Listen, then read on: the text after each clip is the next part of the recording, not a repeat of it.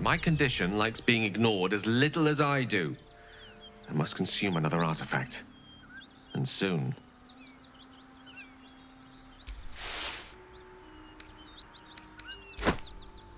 Thank you.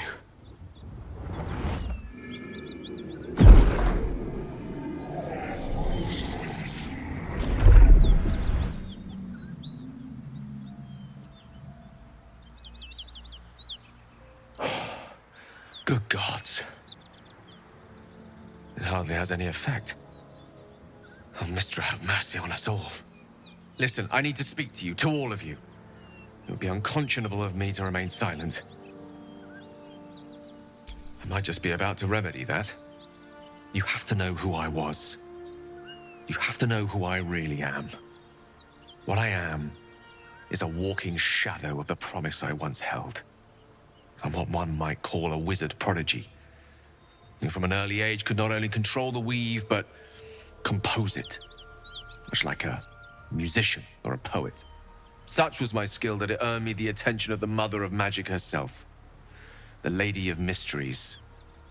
The goddess Mystra. She revealed herself to me and she became my teacher. In time, she became my muse. And later, even my lover. Oh, yes. We enjoyed each other's company. Body, mind, and soul. But even so, I desired more. You see, no matter how powerful a wizard we mortals can become, we never scratch more than the surface of the weave. Mystra keeps us in check.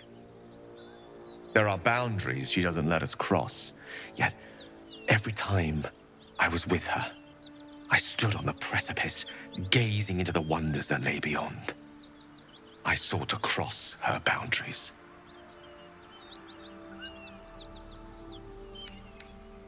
Though not, I think, my methods. I tried to convince her. I pouted. I pleaded. Swore my ambition was only to serve her better. She only smiled and told me to be contented. But inconceivable as it seems to me now, I shared a bed with a goddess, and yet I wasn't satisfied. So I sought to prove myself worthy to her instead. We come now to the crux of my folly. Shall I share the story behind it, or would you rather head straight to its sordid finale? Suffice it to say, I obtained an obscure and ancient book that had locked away inside a much coveted prize. It was a fragment of primal weave locked out of time, locked away from Mystra herself.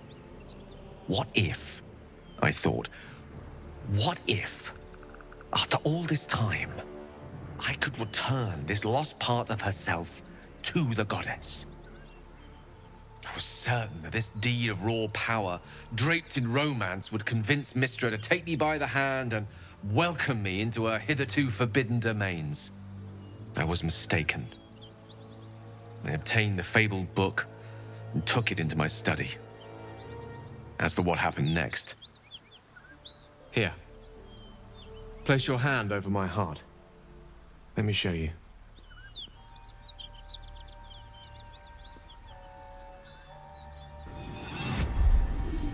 You feel the tadpole quiver as you realize Gale is letting you into the dark. You see through Gale's eyes, staring down the corridors of a dread memory. A book bound, then suddenly opened. Inside there are no pages, only a swirling mass of blackest weave that pounces. Its teeth, its claws, it's unstoppable as it digs through and becomes part of you. And gods, is it ever hungry.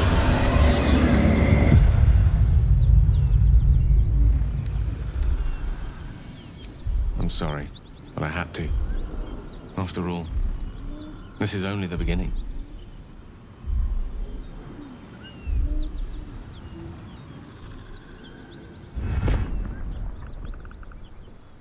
This Netherese blight, this orb, for lack of a better word, is balled up inside my chest. And it needs to be fed. As long as I absorb traces of the weave from potent enough sources, remains quiet. Were it ever to fully destabilize, however. Rather worse, actually. I will erupt. I don't know the exact magnitude of the eruption, but given my studies of Netherese magic, I'd say even a fragment as small as the one I carry, it'd level a city the size of Waterdeep. You thrice-damned rotten bastard! You've been the greatest threat to our lives all this time! I swear to you I wasn't. But I've no choice but to admit I am now. Perhaps it would be best if I leave and put as much distance between us as I can before the orb erupts.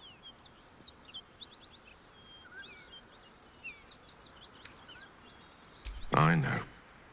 All of this. It must feel like a betrayal. Say the word, and we'll part ways.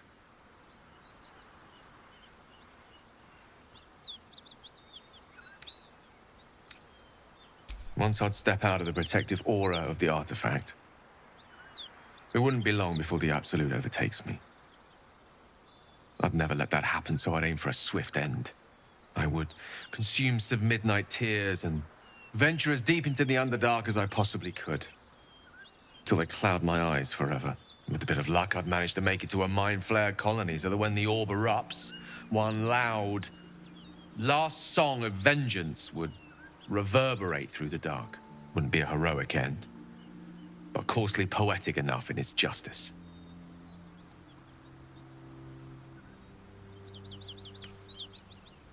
That is a great relief. Oh, a great relief indeed. You truly are a soul that steals my own. From all my new rallied heart, I thank you. I thank you all. I understand if you stand against me. I'm humbled if you stand with me. Either way, I will do my best not to let you down.